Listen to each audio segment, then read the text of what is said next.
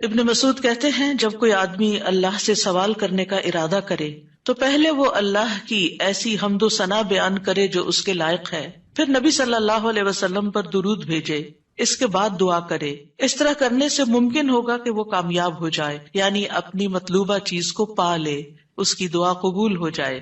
حضرت علی رضی اللہ عنہ کہتے ہیں ہر دعا روک دی جاتی ہے یہاں تک کہ محمد صلی اللہ علیہ وسلم پر درود پڑھا جائے۔ یہ ان کے احساسات ہیں اور وہ سمجھتے ہیں کہ یہ درود ہی دعاؤں کو آگے بڑھانے والا ہے۔ مناوی کہتے ہیں کل دعاء محجوب، یعنی ہر دعا سے قبولیت روک دی جاتی ہے یہاں تک کہ دعا کرنے والا نبی صلی اللہ علیہ وسلم پر درود پڑھتا ہے، یعنی دعا اللہ کی طرف نہیں اٹھتی یہاں تک کہ اس کے ساتھ نبی صلی اللہ علیہ وسلم پر درود کو نہ ملایا جائے، کیونکہ درود دعا کی قبولیت کا وسیلہ ہے۔ ہم نے دعا کی اہمیت اور آداب میں پڑھا تھا کہ کچھ وسیلے ایسے ہیں جو جائز ہیں اور کچھ وسیلے ایسے ہیں جو درست نہیں ہیں۔ تو جائز وسیلوں میں سے ایک وسیلہ کیا ہے کہ ہم درود پڑھیں تاکہ ہماری دعا آگے بڑھے۔ دعا میں درود کی وجہ سے اللہ سبحانہ وتعالی ہماری ساری ضروریات کے لیے کافی ہو جاتا ہے۔ صحیح الترغیب والترہیب میں آتا ہے ایک شخص نے عرض کیا، اے اللہ کے رسول صلی اللہ علیہ وسلم، کیا میں اپنی دعا کا تہائی یعنی 1/3 حصہ آپ پر درود پڑھنے کے لیے مقرر کر دوں؟ آپ نے فرمایا ہاں اگر تم چاہو تو۔ اس نے کہا 2/3 2/3؟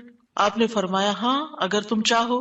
اس نے کہا اگر میں ساری دعا درود کے لیے مقرر کر دوں؟ تو رسول اللہ صلی اللہ علیہ وسلم نے فرمایا پھر تو اللہ تمہاری دنیا اور آخرت کے غم و فکر کے لیے تمہیں کافی ہو جائے گا۔ اس کا یہ مطلب نہیں ہے کہ ہم پھر کوئی دعا مانگے ہی نہ، اس کا مطلب یہ ہے کہ زیادہ سے زیادہ درود پڑھیں، یعنی دعائیں تو ہم مخصوص وقت میں پڑھتے ہیں یا پھر جب کوئی ضرورت پیش آتی ہے، لیکن درود ہم ہر وقت پڑھ سکتے ہیں، یعنی ہماری روزانہ کی جو روٹین ہے، چلتے پھرتے اٹھتے بیٹھتے، کیونکہ کچھ لوگوں نے اس کے ساتھ بھی بڑی پابندیاں عائد کی ہوئی ہیں کہ بغیر وضو کے درود نہ پڑھا جائے، سر پہ دوپٹے کے بغیر درود نہ پڑھا جائے، راستے میں کہیں درود نہ پڑھے۔ ایسا کچھ نہیں ہے، دعا ہو، ذکر ہو، درود ہو، وضو کے ساتھ، وضو کے بغیر، راستے میں، سوتے جاگتے اٹھتے بیٹھتے ہر جگہ پڑھ سکتے ہیں۔ صرف یہ ہے کہ نماز جو ہے وہ وضو کے بغیر نہیں ہوتی، وہ پوری طرح سطر ڈھانکے بغیر نہیں ہوتی۔ آپ لمبی سے لمبی نماز پڑھ رہے ہیں لیکن آپ نے ایسا دوپٹہ اوڑا ہوا ہے کہ آپ کے بال جھلک رہے ہیں تو آپ کی نماز نہیں ہوگی، آپ کی محنت ضائع ہو جائے گی۔ لیکن درود شریف کے وقت اگر آپ کام کر رہے ہیں، مثلا کھانا پکا رہے ہیں اور آپ نے دوپٹہ اتار کے ایک طرف رکھا ہوا ہے کہ بار بار وہ بیچ میں اٹک رہا ہے تو کوئی حرج نہیں، سر ننگا بھی ہے تو درود شریف پڑھ سکتے ہیں۔ تو درود شریف پڑھتے رہنے سے انسان کے سارے مسائل حل ہو جاتے ہیں، خاص طور پر اگر آپ کے دل پر بوجھ ہے، غم ہے، پریشانی ہے تو درود ان چیزوں کو دور کرنے والا ہے، ان کا ازالہ کرنے والا ہے۔ یہ دنیا اور آخرت کی خیر کو جمع کرنے والا ہے، کیونکہ اللہ تعالیٰ جس کو غم اور فکر میں کافی ہو جائے تو ایسا شخص دنیا اور آخرت دونوں کی پریشانیوں سے نکل جائے گا، کیونکہ نبی صلی اللہ علیہ وسلم نے درود کی فضیلت کیا بتائی کہ پھر اللہ تعالیٰ اس کو دنیا اور آخرت کے ہم و غم کے لیے کافی ہو جائے گا، یعنی پھر سارے معاملات آپ کے اللہ کے سپرد ہو جائیں گے۔ یعنی اذن یکفیک اللہ ما اہمک، تمہاری دینی، دنیاوی، اخروی معاملات، ہر چیز میں جو پریشانیاں ہیں انشاءاللہ وہ دور ہو جائیں گی۔ اس کی وجہ کیا ہے؟ اس کی وجہ یہ ہے کہ انسان اللہ سبحانہ تعالیٰ کی طرف متوجہ ہوتا ہے اور ایک محسن کے احسانات کو یاد کرتا ہے، یعنی جیسے شکر نعمتوں کو بڑھاتا ہے نا، لئن شکرتم لازیدنکم، اگر تم نے شکر ادا کیا تو میں تمہیں کیا کروں گا؟ اور نعمتیں دوں گا۔ درود شریف کیا ہے؟ اگر آپ غور کریں تو درود کیا ہے؟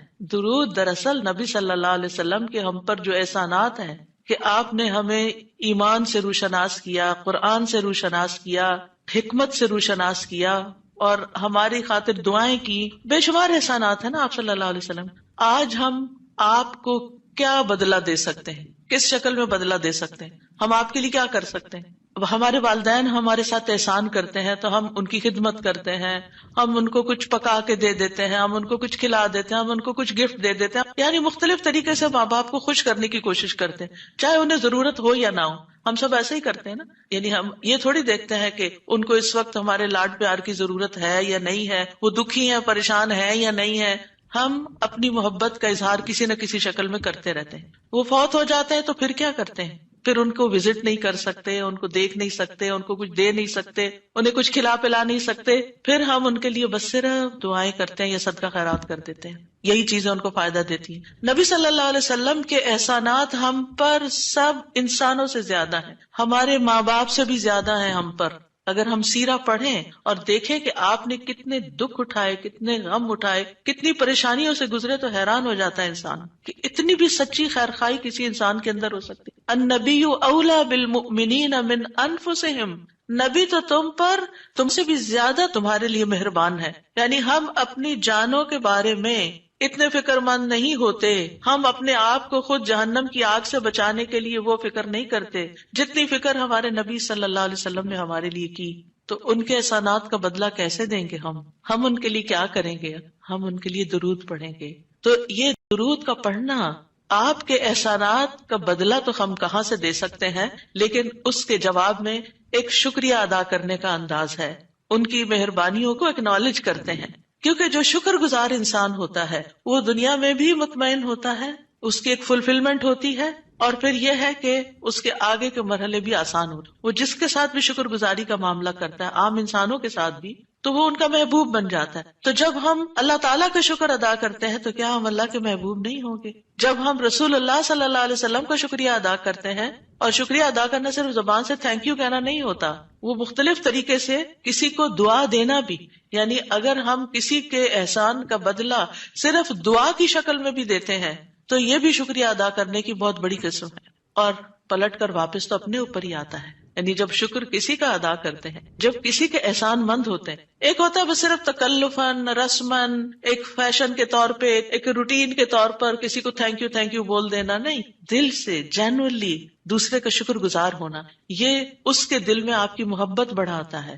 اس میں آپ کی نیت یہ نہیں ہوتی کہ وہ مجھ سے محبت کرے، نہیں، آپ اس کو اکنالج کر رہے ہوتے ہیں، اس کا احسان مان رہے ہوتے ہیں، اور اللہ تعالیٰ اس کے دل میں آپ کی محبت ڈال دیتا ہے. اور جو ناشکرے انسان ہوتے ہیں، جو ناقدرے ہوتے ہیں، سب سے پہلے تو ہم اللہ ہی کے حق میں ناقدرے، وما قدر اللہ حق قدری، ہم نے اللہ کی قدر ہی نہیں کی جیسا قدر کرنے کا حق ہے. ہم نے نبی صلی اللہ علیہ وسلم کی قدر ہی نہیں کی جیسا کہ قدر کرنے کا حق ہے. تو ہماری یہ تسبیحات اور ہمارا یہ درود شریف اس قدر کی طرف بڑھنے کا ایک چھوٹا سا جسچر ہے کہ ہم واقعی اس بات کو مانتے ہیں کہ ان کے ہم پر احسانات تھے. لہٰذا جب ہم درود پڑھتے ہیں تو اس کا مطلب یہ ہے کہ ہم نے باقی چیزیں چھوڑی اور ہم آپ کا حق ادا کرنے کی طرف متوجہ ہو گئے.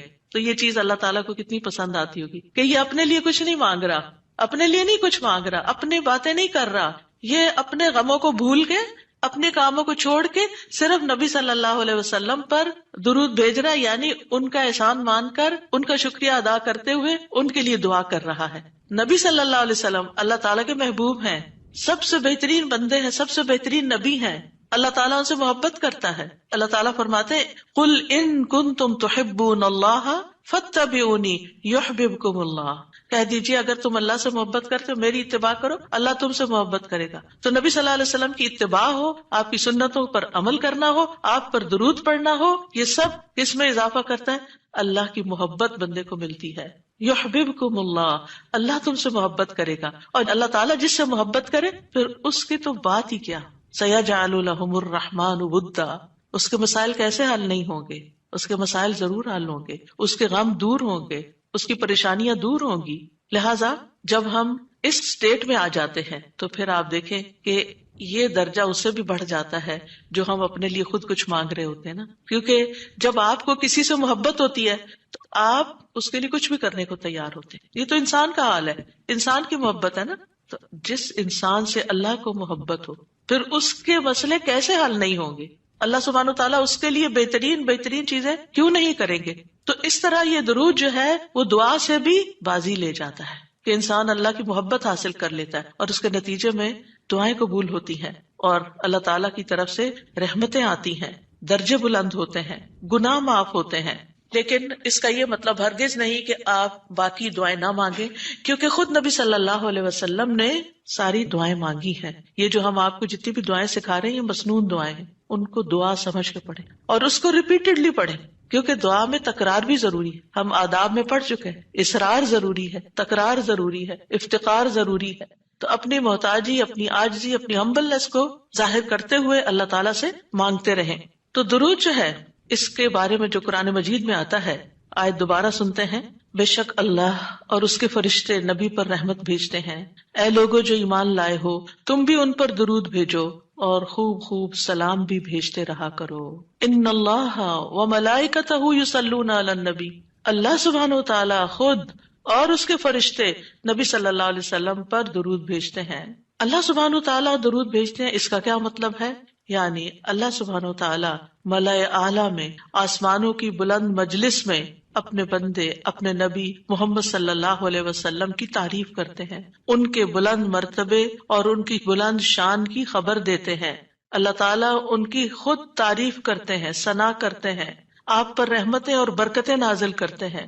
اور فرشتے بھی درود بھیجتے ہیں، جیسے فرشتے تسبیح کرتے ہیں نا، اور جیسے کائنات کی باقی چیزیں سب اللہ کی حمد و ثنا کرتے ہیں، تو نبی صلی اللہ علیہ وسلم پر بھی فرشتے درود بھیجتے ہیں۔ اور ان کا درود بھیجنا کیا ہے کہ آپ کے لیے رحمت اور مغفرت اور بلندی درجات کی دعا، یعنی ایک تو فرشتے ایمان والوں کے لیے دعا کرتے ہیں، دوسرا یہ کہ فرشتے نبی صلی اللہ علیہ وسلم کے لیے خاص دعائیں کرتے ہیں۔ تو اگر اللہ تعالیٰ ان پہ درود بھیجتا ہے، ان پہ رحمتیں نازل کرتا ہے، فرشتے درود بھیجتے ہیں، تو پھر اہل ایمان کو کیا کرنا چاہیے؟ پہلے اللہ تعالیٰ اور فرشتوں کی بات کی گئی تاکہ ہمارے اندر بھی شوق پیدا ہو کہ ہم بھی درود بھیجیں۔ یا ایھا الذین آمنوا صلوا علیہ وسلموا تسلیما، یا ایمان والو تم بھی آپ پر خوب خوب درود اور سلام بھیجو، صلاۃ و سلام بھیجو۔ یعنی پہلے آسمان والوں کی خبر دی گئی کہ فرشتے ایسا کر رہے ہیں، پھر زمین والوں کو حکم دیا جا رہا ہے کہ تم بھی ایسا کرو۔ قرطبی کہتے ہیں اس آیت کے ذریعے اللہ نے اپنے رسول کو آپ کی زندگی میں، یعنی رسول اللہ صلی اللہ علیہ وسلم کی زندگی میں اور آپ کی وفات کے بعد آپ کو شرف و مرتبہ بخشا ہے، اور آپ کے مقام اور مرتبے کو بیان کیا ہے کہ آپ کا کیا مقام ہے، تاکہ ہم ایمان والے اس مقام کو سمجھیں۔ تو دوسرے لفظوں میں آپ صلی اللہ علیہ وسلم کے لیے اوپر کے جہان اور نیچے کے جہان میں تعریفیں ہوتی ہیں، یعنی ہم بھی آپ کی تعریف کرتے ہیں اور فرشتے بھی آپ کی تعریف کرتے ہیں، ہم بھی آپ کے لیے دعائیں کرتے ہیں، فرشتے بھی آپ کے لیے دعائیں کرتے ہیں، اور اللہ سبحانہ تعالیٰ ملائے اعلیٰ میں مقرب فرشتوں کے پاس اپنے نبی کی تعریف کرتے ہیں۔ آپ دیکھیں کہ دنیا میں طرح طرح کی مجالس ہوتی ہیں نا، کچھ مجالس بڑی خاص ہوتی ہیں، خاص لوگ صرف انوائٹیڈ ہوتے ہیں، ہر کوئی نہیں وہاں جا سکتا۔ آسمانوں میں بھی خاص مجالس، اللہ سبحانہ وتعالیٰ کے جو خاص مقرب فرشتے ہیں جنہیں وہ حکم دیا گیا تھا کہ آدم کو سجدہ کرو، جن کے سامنے اللہ تعالیٰ نے یہ بات رکھی تھی کہ میں آدم کو پیدا کرنے جا رہا ہوں۔ یہ گیدرنگ جو ہے اس کو ملائے اعلیٰ کہتے ہیں، ملا کہتے ہیں سرداروں کو، اور اعلیٰ کہتے ہیں بلند سردار۔ تو یہ ایلیٹ کلاس ہے فرشتوں کی کہ جس کے سامنے اللہ سبحانہ تعالیٰ نے حضرت آدم کی پیدائش کی بات کی تھی اور پھر اس کے بعد سجدے کا حکم دیا گیا تھا، تو مقرب فرشتوں کے درمیان یا ان کے پاس اللہ سبحانہ تعالیٰ نبی صلی اللہ علیہ وسلم کی تعریف کرتے ہیں۔ ذرا سوچئے، امیجن کیجئے فرشتوں کی مجلس۔ ویسے تو کوئی فرشتہ اللہ کی نافرمانی نہیں کرتا، ہر فرشتہ اطاعت گزار ہے، ہر فرشتہ اللہ کی بات مانتا۔ یفعلون ما یؤمرون، لپکتے ہیں، دوڑتے ہیں، بھاگتے ہیں، تیز بھاگتے ہیں، ایک دوسرے سے فالسابقات سبقا، ایک دوسرے سے سبقت لے جاتے ہیں اللہ کا حکم ماننے میں۔ یعنی فرشتوں کا یہ حال ہے، لیکن ان کی کیٹیگریز ہیں۔ سورۃ فاطر کے شروع میں کیا آتا ہے؟ جاعل الملائکۃ رسلا اولی اجنحۃ مثنی وثلاث ورباع ویزید فی الخلق ما یشاء۔ 2 پروں والے فرشتے بھی ہیں، 3 والے بھی ہیں، 4 والے بھی ہیں، اور پھر اللہ جتنی چاہتا ہے بڑھا دیتا ہے۔ جبریل علیہ السلام کے تو 600 پر ہیں، سوچئے کیا کیفیت ہوگی ان کی۔ اور پھر جو حاملین عرش فرشتے ہیں، ان کے کندھے سے لے کے یہاں کان کی لو تک 700 سال کا فاصلہ ہے، اتنا عرصہ کوئی سفر کرتا رہے۔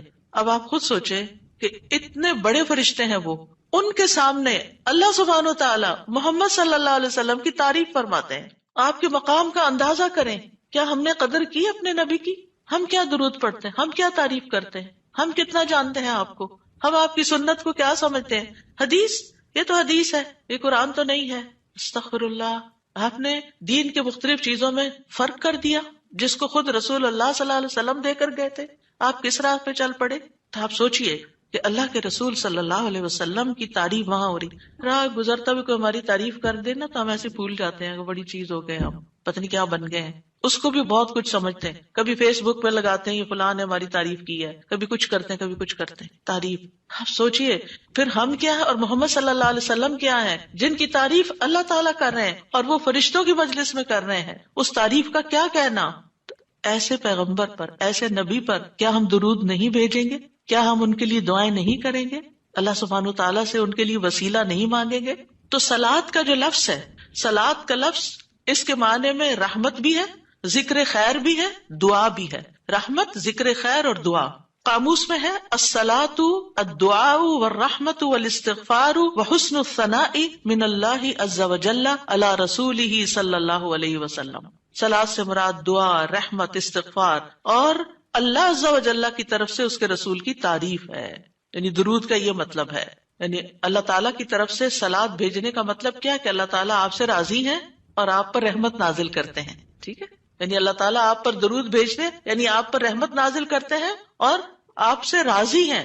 ابن قیم کہتے ہیں نبی صلی اللہ علیہ وسلم پر اللہ کے صلاۃ بھیجنے سے مراد اللہ سبحانہ تعالیٰ کا آپ کی تعریف کرنا ہے اور آپ کی دیکھ بھال کرنا ہے اور آپ کے شرف کو ظاہر کرنا ہے اور آپ کی فضیلت اور حرمت کو ثابت کرنا ہے. اور فرشتوں کے صلاۃ بھیجنے کا مطلب کہ وہ دعا کے معنی میں ہے کہ وہ نبی صلی اللہ علیہ وسلم کے لیے دعا مانگتے ہیں. اور یہ بھی ممکن ہے کہ وہ اللہ سبحانہ تعالیٰ کے ساتھ مل کر نبی صلی اللہ علیہ وسلم کی تعریف کرتے ہیں کہ فرشتے بھی آپ کی تعریف کرتے ہیں. ابو عالیہ کہتے ہیں کہ معزز فرشتوں کا صلاۃ بھیجنا ان کا دعا کرنا ہے نبی صلی اللہ علیہ وسلم کے لیے. ابن عباس کہتے ہیں یصلون کا مطلب ہے وہ برکت کی دعا کرتے ہیں. یہ سارے معنی میں اختلاف نہیں ہے، یہ مختلف طریقے سے صلاۃ کے لفظ کو واضح کیا گیا کیونکہ عام طور پر ہمیں لفظ درود کا بھی مطلب کوئی نہیں آتا ہوتا. یعنی کہ اگر کسی سے پوچھے درود کیا ہوتا ہے کچھ پتہ نہیں، بس ہوتا ہے درود. تو عربی میں درود نہیں کہتے، یہ فارسی کا لفظ ہے. عربی میں صلاۃ کہتے ہیں اور صلاۃ میں یہ سارے معنی آ جاتے ہیں جو میں عرض کر رہی ہوں. اور امت کو کیا حکم ہے کہ وہ آپ کے لیے دعا بھی کریں اور آپ کے حکم کی تعظیم بھی کریں. آپ کے حکم کو جو نبی صلی اللہ علیہ وسلم کا حکم ہے اس کو سب کے حکم پر فوقیت دیں، اس کو بڑا سمجھیں. ایک طرف ماں باپ کا حکم، ایک طرف رسول اللہ صلی اللہ علیہ وسلم کا حکم. اگرچہ اللہ سبحانہ تعالیٰ نے ہمیں ماں باپ کے ساتھ احسان کا حکم دیا ہے، ان کی بات ماننے کے لیے بھی کہا ہے، لیکن ان کے مقابلے میں اگر رسول اللہ صلی اللہ علیہ وسلم آ جاتے ہیں تو پھر ہمیں رسول اللہ صلی اللہ علیہ وسلم کی بات کو فوقیت دینی ہے، ترجیح دینی ہے، اہمیت دینی ہے. کیونکہ وہ شخص مومن ہی نہیں ہو سکتا جس کو نبی صلی اللہ علیہ وسلم اس کے والدین، اولاد اور سب انسانوں سے زیادہ محبوب نہ ہو جائیں. یہ ایمان کا کرائیٹیریا ہے.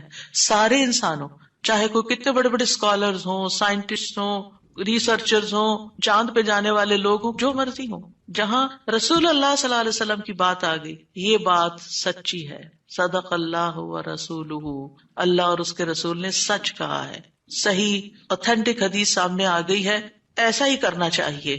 ریسرچز کہتی ہیں شہد نہ کھایا جائے کیونکہ اس میں بہت سویٹنس ہے. نہیں، قرآن کہتا ہے کہ شہد میں شفا ہے. نبی صلی اللہ علیہ وسلم نے تجربہ کروایا تھا ایک شخص کو، وہ شہد سے پہلے بیمار ہوا تھا اور پھر اسی سے ہی وہ ٹھیک ہوا تھا جس کا پیٹ خراب ہوا تھا. ہمارا یقین ہے اگر شہد خالص ہے، شہد ہے، کچھ اور نہیں، تو پھر اسی میں ہی شفا ہے. یہ ہو نہیں سکتا کہ جو بات قرآن کہہ دے اور جو بات نبی صلی اللہ علیہ وسلم کہہ دے پھر اس میں کوئی شک باقی رہے. کوئی شک نہیں. ہمیں اس شک کو دل سے نکالنا ہے. دو چیزیں ایمان میں خلل ڈالتی ہیں، شبہات اینڈ شہوات. کیونکہ جب ہمارے اندر ڈاؤٹس آ جاتے ہیں نا کسی چیز کے بارے میں تو پھر ہمارا یقین اٹھ جاتا ہے، پھر ہمارا عمل کمزور ہو جاتا ہے. اور اسی طرح جب ہماری خواہشات آگے آ جاتی ہیں تو پھر ہم لیزی ہو جاتے ہیں، ہم اپنی مرضی پسند کے محبوب کام کرنے لگتے ہیں اور دوسرے کاموں کو پیچھے کر دیتے ہیں، چاہے وہ ہمارے لیے زیادہ فائدے کی کیوں نہ ہو. ابن قیم کہتے ہیں ہمارا آپ پر صلاۃ بھیجنا یہ ہے کہ ہم اللہ تعالیٰ سے مطالبہ کرتے ہیں، ہم اللہ تعالیٰ سے دعا کرتے ہیں، اللہم، کہ اے اللہ ہمارے نبی کی اور بھی زیادہ تعریف کریں اور آپ کی فضیلت اور شرف کو ظاہر کریں اور آپ کی تکریم اور اپنی قربت کا آپ ان کے لیے اظہار کریں. یعنی اے اللہ تعالیٰ آپ ان کو اور زیادہ محبوب بنا لیں اور زیادہ ان کو عزت دیں اور زیادہ ان کے درجے بلند کریں. اور یہ سچے دل سے تو دعا اسی کی ہوگی نا جو نبی صلی اللہ علیہ وسلم سے محبت کرتا ہوگا اور آپ کی اہمیت کو جانتا ہوگا. ان لوگوں کا درود کیا درود ہوگا جو نبی صلی اللہ علیہ وسلم کو وہ عزت اور مقام دیتے ہی نہیں جو واقعی ان کا ہے. کیونکہ جب تک کسی سے محبت نہ ہو تو اس کے لیے اس درجے کی دعا بھی نہیں ہو سکتی. چاہے دن میں کوئی 10 دفعہ آپ سے کہنا میرے لیے دعا کرو، آپ کریں گے، لیکن اس پیار سے وہ دعا نہیں نکلے گی جس پیار سے وہ دعا نکلے گی جس سے آپ کے لیے محبت. وہ نہ بھی کہ تو آپ اس کے لیے دعائیں کرتے رہتے ہیں. اور پھر یہاں پر اس آیت میں صرف صلاۃ کی بات نہیں بلکہ کیا فرمایا، وَسَلِّمُوا تَسْلِيمًا. سلموا، آپ کو سلام کا تحفہ بھی دیں، صرف صلاۃ نہیں بلکہ سلام بھی کریں. تسلیم کا کیا مطلب ہے کہ آپ پر خیر و برکات نازل ہوں، آپ پر اللہ کی رحمتیں اور سلامتیاں ہوں، اور آپ ہر طرح کی تکالیف اور آفتوں سے محفوظ رہیں، ہر طرح کے نقائص سے پاک رہیں. جب ہم کہتے ہیں نا اللہم صلی علی محمد، درود ویسے تو یوں پورا پڑھ کر اللہم صلی وسلم علی نبینا محمد، تو اس کا مطلب کیا ہے کہ یا اللہ محمد صلی اللہ علیہ وسلم کے لیے آپ کی دعوت میں، یعنی آپ نے جو دعوت دی لوگوں کو اسلام کی طرف، آپ کی امت میں اور آپ کے ذکر خیر میں ہر طرح کی سلامتی لکھ دے، ہر طرح کے نقص سے سلامتی ہو جائے. اور اس طرح امت آپ کے لیے جتنی دعائیں کرتی جا رہی ہے، یعنی جب سے نبی صلی اللہ علیہ وسلم کے بارے میں یہ آیت اتری اور جب سے صحابہ کرام اور پھر تابعین تبع تابعین اور امت کے باقی لوگ ان ساری صدیوں میں آپ کے لیے یہ دعا کر رہے ہیں، ان ساری دعاؤں کے اس درود کے نتیجے میں آپ کا مقام بلند ہوتا جا رہا ہے، ہوتا جا رہا ہے، ہوتا جا رہا ہے. آپ سوچئے کہ اللہ سبحانہ وتعالیٰ کتنا قدردان ہے. نبی صلی اللہ علیہ وسلم نے اپنی نبوت کی مختصر زندگی میں جو محنت کی سو کی، لیکن اس کا انعام اور صلہ کتنی خوبصورت شکل میں اللہ تعالیٰ دے رہا ہے کہ دنیا میں آپ کا نام بلند کر رہا ہے اور آپ کو بلندی عطا کر رہا ہے اور آپ کے لیے سب سے دعائیں کرنے کو کہہ رہا ہے. یعنی درود کیا ہے؟ نبی صلی اللہ علیہ وسلم کے لیے دعا، اور وہ دعائیں اللہ تعالیٰ قبول بھی کرتے جا رہے ہیں اور اس کے نتیجے میں نبی صلی اللہ علیہ وسلم کے درجات بلند ہوتے چلے جا رہے ہیں. تو سوچئے جو سنت کی پیروی کرے گا، جو آپ کے مشن کو آگے لے کے بڑھے گا، جو اخلاص کے ساتھ اس رستے کو اپنائے گا، جو یہی کام کرے گا جو محمد صلی اللہ علیہ وسلم نے کیے، جو آپ کا پیروکار ہوگا، جو آپ کی سنت کا متبع ہوگا، جو آپ کے اس مشن یعنی دین کی تبلیغ کے کام کو آگے لے کر بڑھے گا، کیا اللہ تعالیٰ اس کو ایسے ہی چھوڑ دیں گے؟ کیا اللہ سبحانہ تعالیٰ اس کی قدر نہیں کریں گے؟ ہم سب انسان کسی نہ کسی طرح دنیا میں بلندی چاہتے ہیں، کوئی ڈگری کے ذریعے، کوئی مال کے ذریعے، کوئی کسی ذریعے دوسروں سے آگے نکلنا چاہتا ہے، بلند مرتبہ ہونا چاہتا ہے، لیکن اس راستے کو چھوڑ دیتے ہیں کیونکہ اس راستے کو بظاہر یوں لگتا ہے کہ اس سے کیا ملے گا، ہمیں اس سے کون سی بلندی مل جائے گی، اور اس طرح ہم نبی صلی اللہ علیہ وسلم کے طریقہ کار کو چھوڑ کر اور طریقوں کو اختیار کرنے لگتے ہیں. ہم سمجھتے ہیں شاید اس میں زیادہ خیر ہے یا اس سے ہمیں زیادہ بھلائی یا کوئی بڑائی مل جائے گی. نہیں، اصل بات یہ ہے کہ ہمیں جو عزت یہ دین دے سکتا ہے، جو مرتبوں کی بلندی، جو اللہ کی رحمتیں، جو خیر اور لازوال نعمتیں جنہیں کبھی ختم نہیں ہونا، جو اس راستے سے مل سکتی ہیں، وہ دنیا میں کوئی اور راستہ ہے ہی نہیں ان سب نعمتوں کو پانے کا. پھر بھی ہم اپنے دین کو حقیر سمجھتے ہیں اور دین کی خدمت کو فارغ وقت کا کام سمجھتے ہیں اور پورے خوشی اور محبت اور خلوص کے ساتھ یہ کام نہیں کرنا چاہتے. ہمیں ضرورت رہتی ہے کہ کوئی اور آئے، دھکا سٹارٹ کرے اور پھر ہم آگے بڑھیں، کوئی ہمیں موٹیویٹ کرے تو پھر ہم کچھ کریں. ہم خود سے کچھ کرنے والے نہیں. ہم کس بات کے انتظار میں ہیں؟ اصل مشکل یہ کہ ہمارے یقین میں کمی ہے، تو اس یقین کو بڑھانے کی ضرورت ہے. تو اللہ سبحانہ و تعالیٰ اپنے فرشتوں کے بعد ایمان والوں کو حکم دیتا ہے کہ اے مومنو، تم تو زیادہ حقدار ہو کہ نبی پر درود و سلام بھیجو، کیونکہ تمہیں ان کی رسالت سے جو برکتیں حاصل ہوئی ہیں، جو فیض حاصل ہوا ہے، وہ فرشتوں کو تو نہیں ہوا نا. فرشتے تو پہلے سے اللہ کی عبادت کرے. ہمیں عبادت کے طریقے کس نے سکھائے؟ محمد صلی اللہ علیہ وسلم نے سکھائے. آپ کی بدولت ہمیں یہ ساری نعمتیں ملی، تو ہمیں تو زیادہ پھر درود بھیجنا چاہیے. تو صلوا علیہ وسلموا تسلیما. تو آپ کا حق اور آپ کی عزت اور آپ کی قدردانی صرف یہ نہیں کہ ہم آپ کی شان میں کوئی گستاخی نہ کریں یا کوئی گستاخی کرے تو اس کے پیچھے پڑ جائیں. آپ کا مقام اس سے زیادہ کا متقاضی کہ آپ پر درود و سلام بھیجا جائے. اور یہ قرآن سے بھی ثابت، اور یہ سنت سے بھی ثابت، اور یہ فرشتوں کا طریقہ بھی ثابت. اسی لیے آپ دیکھیں کہ نماز کے اندر درود پڑھنا واجب ہے، واجب ہے. اگر آپ نے التحیات پڑھ کے سلام پھیر دیا، درود نہیں پڑھا، تو آپ کی نماز ناقص ہے. لیکن اگر آپس میں آپ کو وضو ٹوٹ رہا ہے مثال کے طور پر، اور آپ سوچتے ہیں کہ اب اگر میں اس موقع پر میری نماز جاتی ہے تو میں کیا کروں گا، تو اگر آپ صرف اتنا بھی پڑھ دیتے ہیں نا، اللہم صلی وسلم علی نبینا محمد، اور سلام پھیر دیتے ہیں، نماز ہو جاتی ہے. تو یہ یعنی عام حالات میں بھی ہم درود پڑھ سکتے ہیں اور نماز میں تو پڑھنا ہی پڑھنا ہے. اور پھر اذان کے بعد اور مختلف مواقع پر انشاءاللہ دیکھتے ہیں۔ شیخ سعدی کہتے ہیں آپ صلی اللہ علیہ وسلم پر درود بھیجنا اللہ سبحانہ تعالیٰ اور اس کے فرشتوں کی اقتداء ہے، اور جو حقوق ہم پہ عائد ہوتے ہیں اس کا بدلہ دینا بھی مقصود ہے۔ آپ کی محبت اور آپ کی تکریم کی علامت ہے، جو آپ سے جتنی محبت کرے گا اتنا ہی درود بھیجے گا۔